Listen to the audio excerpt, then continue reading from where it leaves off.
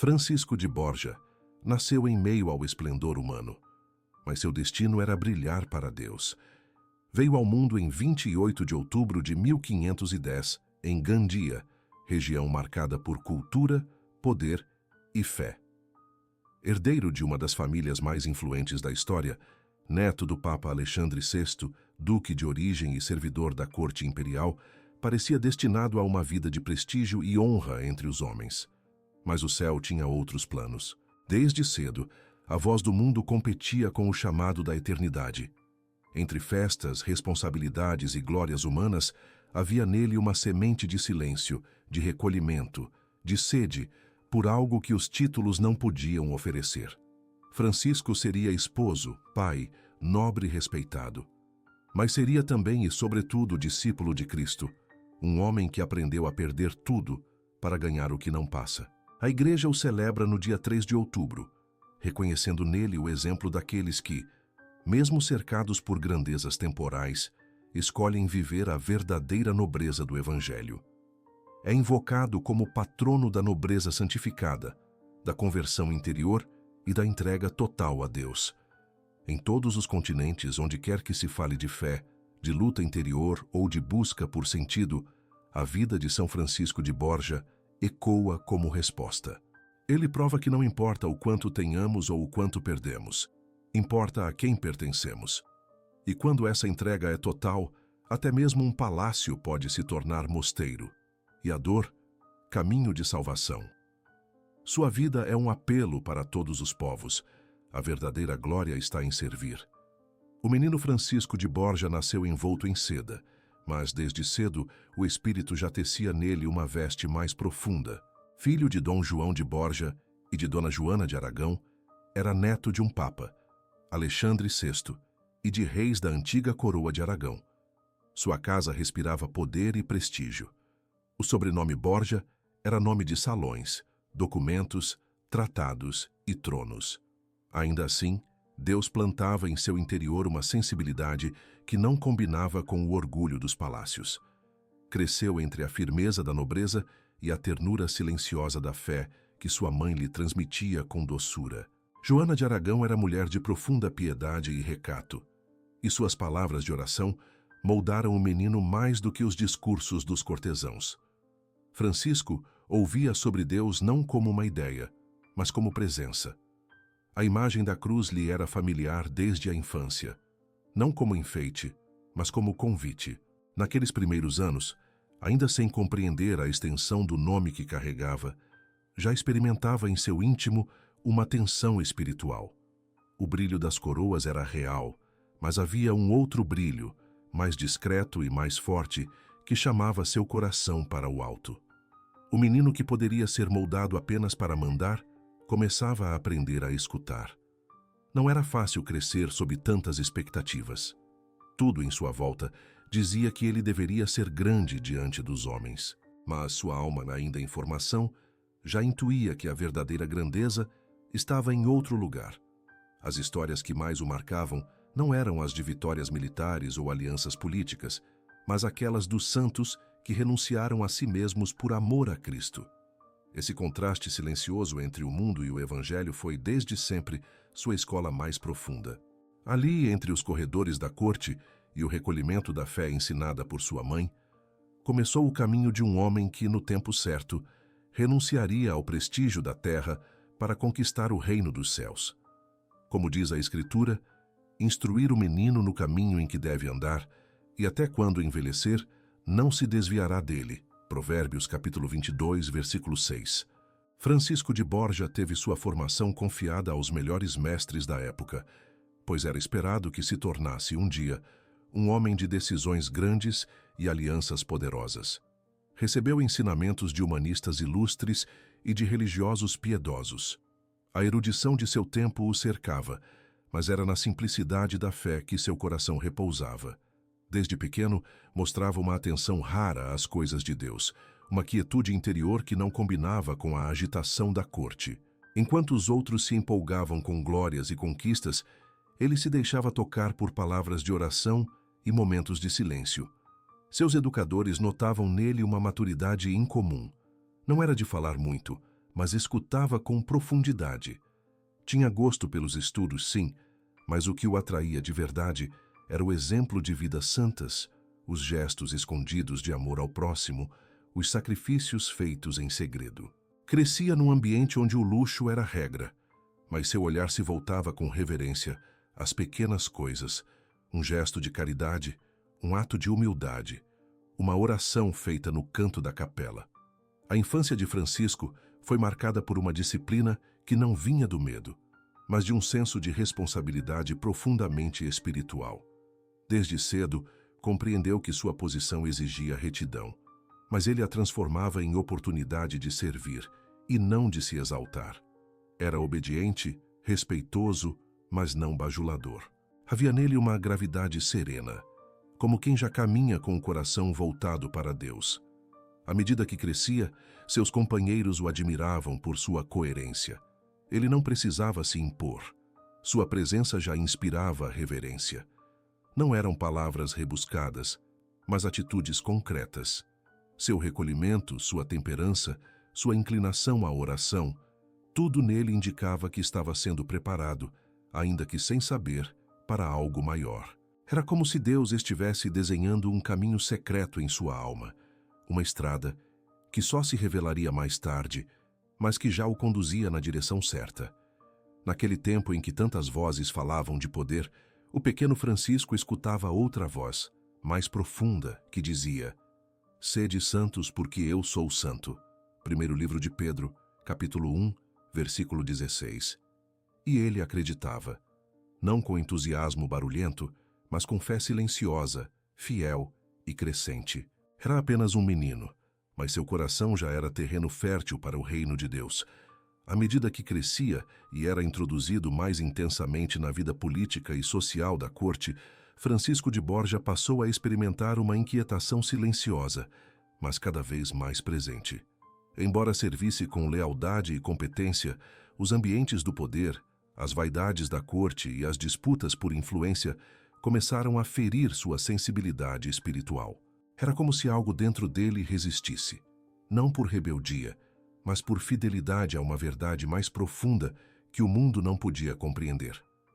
Estando tão próximo do trono do imperador Carlos V, Francisco via de perto os jogos de interesse, os elogios vazios, os conflitos de vaidade e ambição que corroíam as relações humanas. Seu coração sofria ao perceber que tantos buscavam apenas seus próprios projetos, ainda que à custa da verdade.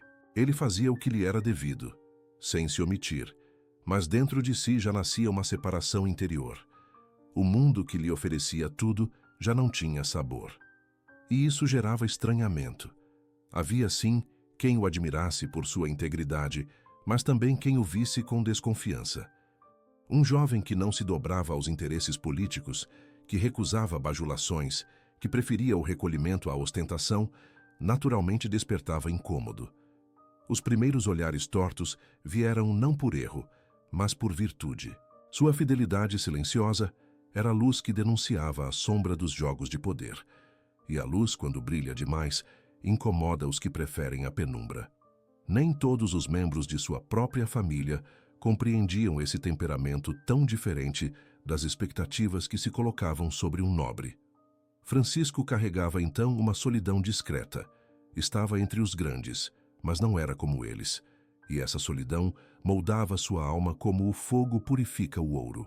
Estava aprendendo com o próprio coração o que significa ser provado por dentro, não pela rejeição declarada, mas pela incompreensão sutil, aquela que fere sem palavras. Foi nesse tempo que sua alma se uniu com mais profundidade ao crucificado. Ele começou a entender, ainda que vagamente, o que o Senhor dissera: "Se o mundo vos odeia, sabei que, antes de vós, odiou a mim." Evangelho de João, capítulo 15, versículo 18.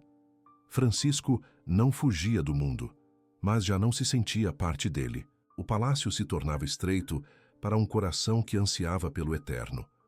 Na juventude, Francisco de Borja se firmou como exemplo raro de fidelidade dentro da corte. Servia ao imperador Carlos V com dedicação exemplar, sem jamais trair sua consciência. Mesmo entre banquetes, campanhas e responsabilidades políticas, mantinha uma vida interior profundamente centrada em Deus. A oração não era um hábito esporádico, mas um refúgio diário. Encontrava forças no recolhimento, no silêncio e na meditação sobre os mistérios da fé. Sua alma buscava o céu com os pés ainda firmes na terra. Nesse tempo, casou-se com a nobre Leonor de Castro, dama de companhia da imperatriz Isabel de Portugal. O casamento não foi apenas uma união política como tantas da época. Era um verdadeiro encontro de almas, sustentado por respeito, ternura e fé compartilhada. Francisco amava com coração cristão. Via no matrimônio uma missão, e não um privilégio. Juntos tiveram 8 filhos, e ele se dedicava à família com zelo, conduzindo seu lar com retidão e espírito de serviço. O que mais chamava a atenção, mesmo dos que o conheciam de longe, era sua humildade. Não se deixava corromper pelo prestígio, nem se afastava dos que sofriam. Era comum vê-lo ajudando discretamente os mais necessitados, mesmo quando isso não era bem visto por outros nobres. Sua conduta inspirava respeito sem ostentação. A juventude de Francisco foi marcada por uma coerência admirável. Era fiel às exigências do seu posto, mas ainda mais fiel ao evangelho que palpitava em seu coração. Mesmo dentro da estrutura de poder, mostrava-se cada vez mais como alguém separado para Deus. Suas virtudes floresciam em meio às responsabilidades, como lírios que crescem entre pedras. Era essa pureza de intenções que levava muitos a vê-lo não apenas como um bom administrador, mas como um homem de Deus. Seu nome já então era sinônimo de confiança, equilíbrio e retidão. Francisco de Borja estava sendo lapidado. O mundo ainda o aplaudia, mas sua alma já se inclinava, cada vez mais, ao mistério de uma entrega maior.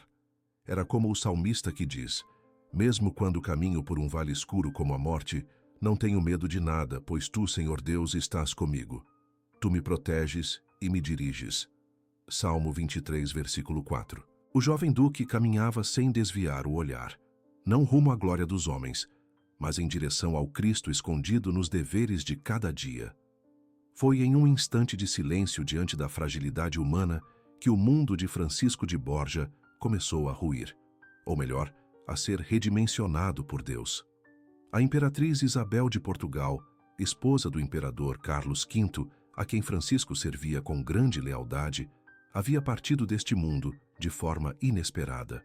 Coube a ele, como grande escrivão, acompanhar seu corpo até o local do sepultamento, honrando os últimos ritos. Quando chegou o momento de confirmar a identidade da imperatriz já falecida, deparou-se com o rosto já marcado pelo tempo e pela decomposição. O que um dia fora beleza admirada tornara-se pó, e ali, naquele olhar de despedida, Deus lhe falava alto. A glória da corte, os títulos, as riquezas, tudo lhe pareceu vão diante da verdade inexorável da morte. Foi nesse momento que Francisco compreendeu, como nunca antes, a fragilidade das grandezas humanas. Algo dentro dele morreu junto com aquela cena. Não era apenas dor, era conversão. Um divisor de águas silencioso, profundo, irreversível. O homem que tinha tudo passou a desejar uma só coisa: entregar-se a Deus com inteireza, sem reservas. Retornando da cerimônia, ainda abalado, fez um voto secreto no coração. Nunca mais servir a um senhor terreno, apenas ao Senhor eterno. Começava ali uma nova vida, ainda que ninguém soubesse. Continuou a cumprir seus deveres por um tempo, mas já não era o mesmo. Já havia sido marcado por dentro. A escolha radical já estava feita, mesmo que ainda não tivesse sido proclamada aos olhos do mundo. Era o início de sua verdadeira consagração. A partir daquele momento, toda a ação dele passou a ter um tom de eternidade. Era como se cada decisão agora fosse discernida à luz do céu. Passou a viver com maior desapego, com mais oração, com um ardor crescente pelas coisas de Deus. Francisco já não pertencia mais ao mundo. Ele caminhava para ser todo de Cristo. E como diz a palavra, onde estiver o vosso tesouro, aí estará também o vosso coração. Evangelho de Mateus, capítulo 6, versículo 21. Seu coração já havia escolhido o reino. Francisco de Borja havia feito uma escolha no íntimo, mas ainda carregava os encargos e a visibilidade que sua posição exigia. Como Duque de Gandia, após a morte de seu pai, herdou oficialmente o título e as responsabilidades de um senhor feudal. Seus súditos esperavam dele firmeza, estratégia, domínio político. A nobreza o via como referência e as autoridades esperavam continuidade. Não faltaram convites, promessas e até pressões veladas para que mantivesse o brilho de seu nome e perpetuasse o poder da linhagem dos Borja. Mas aquele homem que agora governava não era o mesmo cortesão de antes. A glória que o mundo lhe oferecia já não lhe seduzia o coração.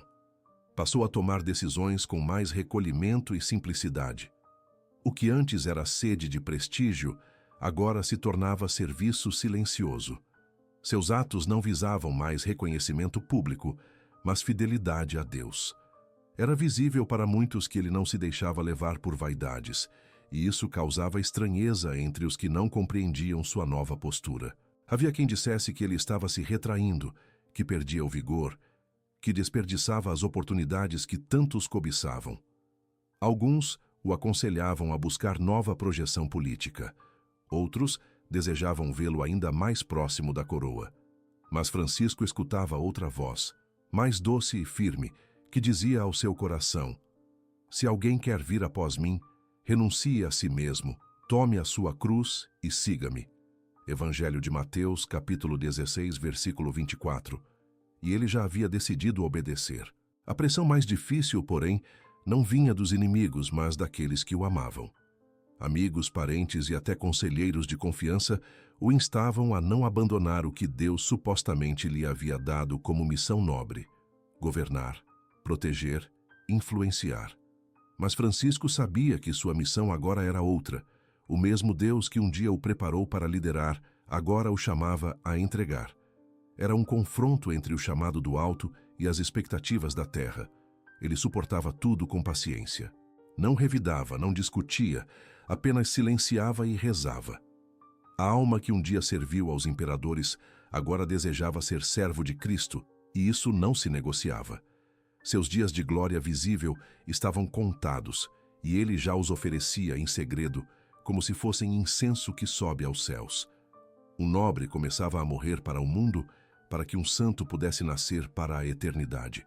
A provação mais profunda de Francisco de Borja não veio pelas mãos de inimigos, nem pelos obstáculos da política, mas pela dor irreparável da perda. Quando sua esposa, Leonor de Castro, adoeceu e partiu para a eternidade, a vida do duque conheceu um vazio que nenhum poder podia preencher. Foi um golpe que não feriu apenas sua história familiar, atingiu diretamente sua alma. Francisco não se revoltou, tampouco se isolou. Ele se curvou, como quem compreende em silêncio que tudo o que é amado nesta terra é sinal, mas não é plenitude. A ausência de Leonor aprofundou em Francisco a convicção de que o amor verdadeiro só se realiza plenamente em Deus. Até aquele momento, ele havia vivido uma fé sólida, mas ainda partilhada com os compromissos da vida pública e os cuidados da família. Agora, com o coração ferido, experimentou o chamado definitivo à entrega total. O luto não o destruiu, purificou. A perda não o fechou, libertou. Francisco, viúvo, já não tinha mais nenhum laço que o impedisse de oferecer-se por inteiro ao Senhor. Não foi uma renúncia impensada. Ele orou, discerniu, esperou e, ao fim, entregou ao filho mais velho todos os seus títulos, terras e responsabilidades. Abriu mão de tudo o que o ligava ao mundo para seguir aquele que disse: quem quiser salvar a sua vida, perdê-la-á. E quem perder a sua vida por causa de mim, encontrá-la-á. Evangelho de Mateus, capítulo 16, versículo 25. Sua nobreza agora se expressava na humildade. Sua autoridade se tornava serviço escondido. Seu sofrimento se tornava altar. Para muitos, essa decisão parecia incompreensível. O duque que poderia ter comandado exércitos, influenciado reis, consolidado sua linhagem com mais poder, agora se retirava como quem nada possuía. Mas aqueles que o conheciam mais de perto viam em seus olhos uma paz que nunca havia brilhado antes. Era como se todo o peso do mundo tivesse sido retirado de seus ombros. A sua prisão não foi feita de grades, mas de expectativas humanas vencidas. Ele rompeu com elas com mansidão e fé. Essa foi sua primeira grande prova pública. Deixar-se esvaziar de tudo para ser preenchido somente por Deus. O mundo o viu perder. O céu, no entanto, o viu subir. Era o início de uma liberdade que só conhecem os que se despem de tudo para se vestir da vontade divina. Francisco de Borja, em meio à dor, descobria a graça da oferta. Depois de entregar seus títulos, renunciar ao poder e abraçar o luto com fé, Francisco de Borja tomou uma decisão que muitos consideraram inimaginável: ingressar na Companhia de Jesus. Aquele que fora duque, conselheiro imperial e senhor de terras, agora se apresentava como servo. Não pediu exceções, não exigiu acomodações. Apresentou-se como o menor dos irmãos, desejando apenas obedecer e servir. E foi aí que se revelou o milagre mais profundo de sua vida, a total inversão do que o mundo considera grande. Sua entrada na ordem dos jesuítas causou espanto. Não por alarde, pois Francisco sempre agiu com discrição, mas pela força do testemunho. Um homem de sua posição, acostumado a ser servido, agora limpava corredores, fazia silêncio, recolhia-se na oração. A profundidade de sua conversão abalava certezas. Muitos que o conheciam foram tocados por esse gesto. Não poucos mudaram de vida apenas ao testemunhar sua humildade. Era como se Deus, através dele, dissesse ao mundo: a minha força se aperfeiçoa na fraqueza. Segunda carta aos Coríntios, capítulo 12, versículo 9. A Companhia de Jesus, ainda jovem, o acolheu com reverência, mas também com prudência. Francisco precisava passar pelo mesmo processo de formação e obediência que qualquer outro. E ele aceitou tudo com docilidade. Suportou com serenidade suspeitas, exames rigorosos e até certa resistência, pois muitos viam com desconfiança essa mudança tão radical.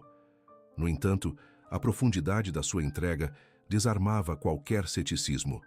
Aos poucos, os que conviviam com ele reconheciam. Ali estava um coração verdadeiramente transformado. O milagre de Francisco de Borja não foi feito de luzes nem de sinais espetaculares, mas da graça que opera na alma que se deixa moldar. Ele foi curado da sede de grandeza, foi liberto da necessidade de reconhecimento, foi restaurado de dentro para fora. Sua transformação não era apenas externa, era um renascimento espiritual completo. E esse milagre silencioso foi mais eloquente do que qualquer discurso. Era possível ver em seus olhos que ele havia encontrado o tesouro escondido, pelo qual se vende tudo para comprar o campo. Evangelho de Mateus, capítulo 13, versículo 44.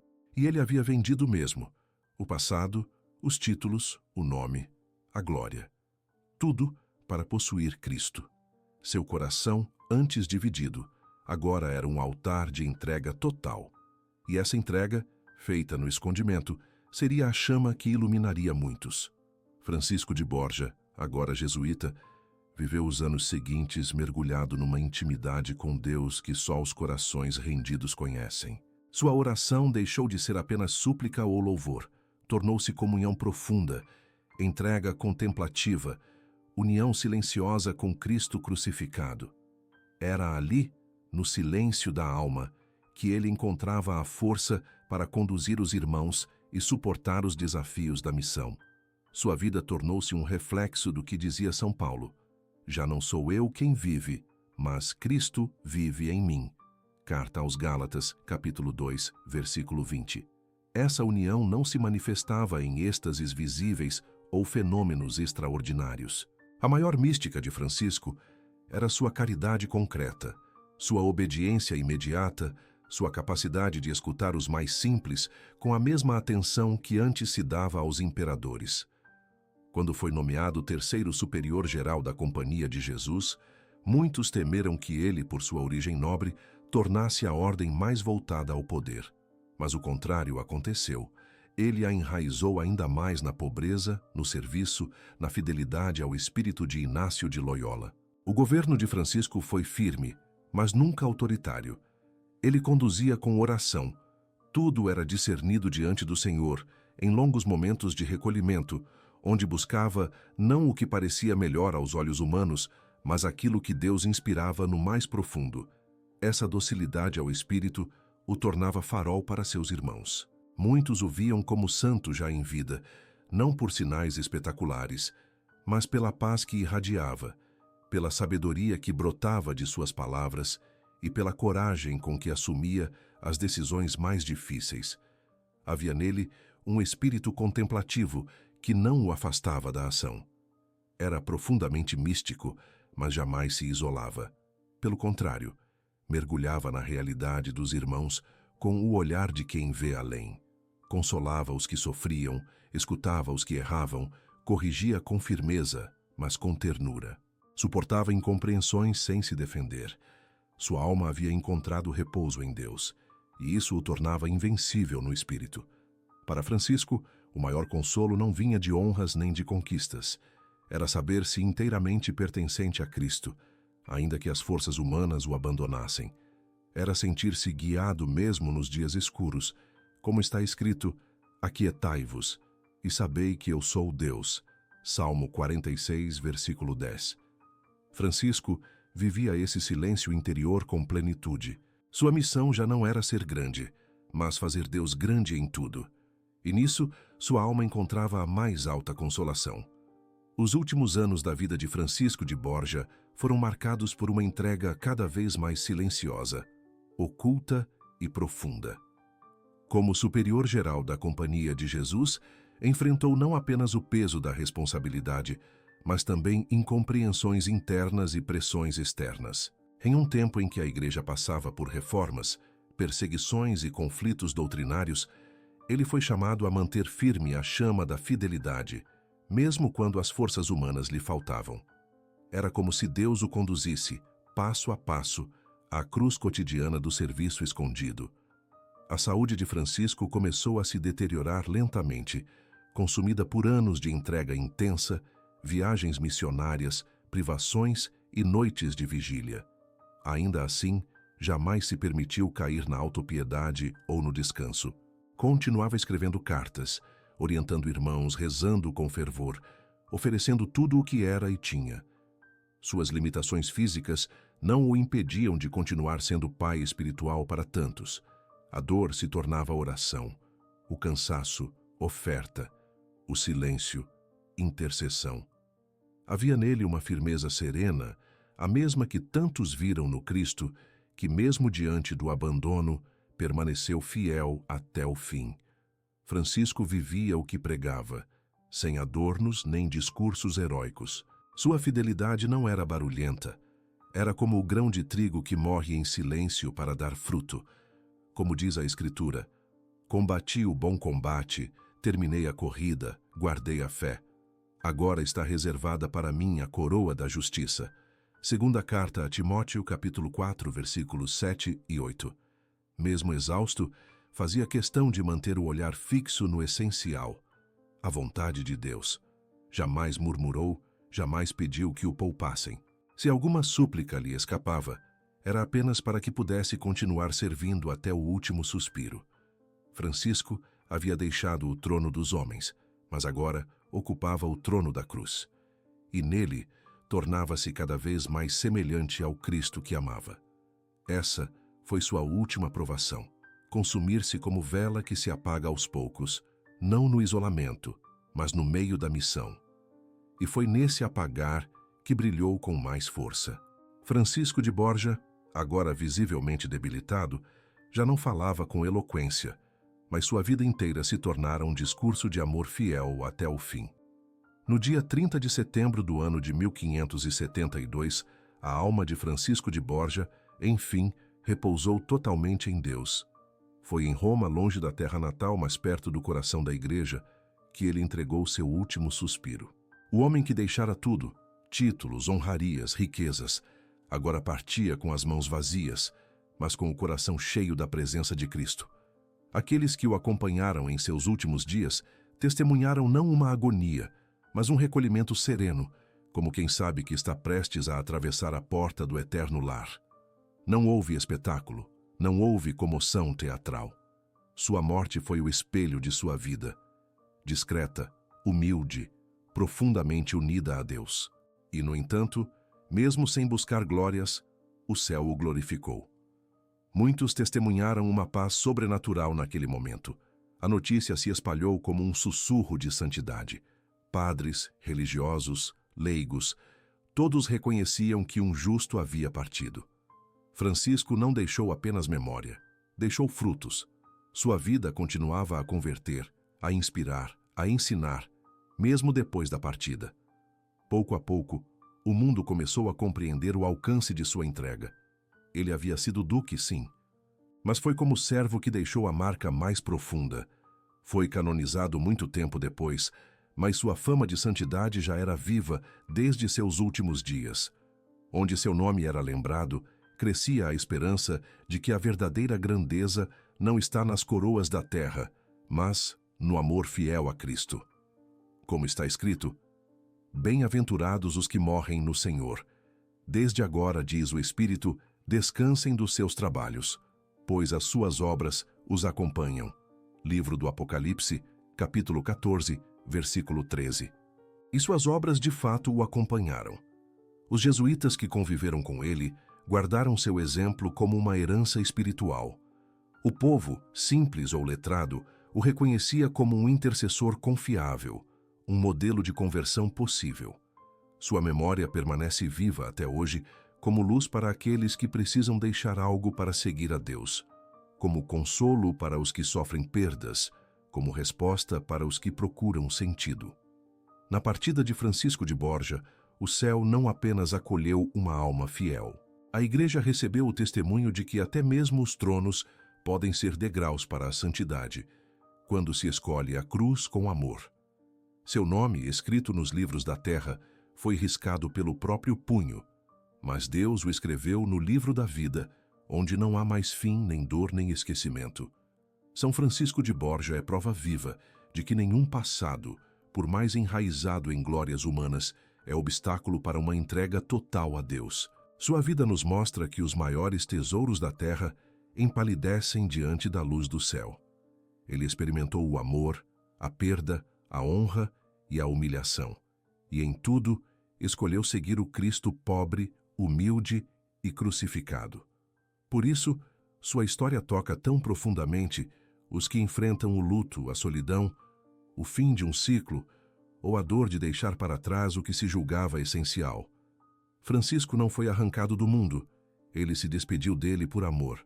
E esse amor o sustentou nas renúncias, nas incompreensões e nas dores que o moldaram como servo fiel. Ao olhar sua trajetória, aprendemos que o sofrimento pode ser caminho de cura e a renúncia um altar. Ele nos ensina que, mesmo depois de perder tudo, podemos encontrar o tudo de Deus. Como está escrito, o que era para mim lucro, passei a considerar como perda por causa de Cristo. Sim, considero tudo como perda, diante da sublimidade do conhecimento de Cristo Jesus, meu Senhor. Carta aos Filipenses, capítulo 3, versículos 7 e 8. A vida de São Francisco de Borja é consolo para quem chora a ausência de um amor. É farol para quem tem medo de mudar. É impulso para quem sente o chamado de Deus, mas teme o abandono. Ele mostra que a nobreza verdadeira é feita de humildade e doação, e que o luto, se vivido com fé, pode florescer em missão. Ele perdeu a esposa, mas se casou com a cruz. Perdeu os títulos, mas ganhou a coroa incorruptível. Deixou o palácio, mas habitou o coração de Deus. Hoje, diante dessa história que é mais que biografia, é testemunho sagrado, queremos convidar você a fazer um gesto de fé. Se você está sofrendo, passando por uma perda ou enfrentando uma decisão difícil, coloque seu nome nos comentários. Nós vamos rezar por você. Que São Francisco de Borja interceda pela sua vida, pela sua família e por todos que desejam encontrar sentido mesmo no meio da dor. Se esta história tocou seu coração, compartilhe com alguém que esteja precisando de luz. Inscreva-se, deixe seu pedido de oração e caminhe conosco. E lembre-se, a verdadeira grandeza não está em ser reconhecido, mas em ser de Deus. Que a vida de São Francisco de Borja nos ajude a escolher sempre o que é eterno. E que um dia como ele possamos ouvir: servo bom e fiel, entra no gozo do teu Senhor. Evangelho de Mateus, capítulo 25, versículo 21.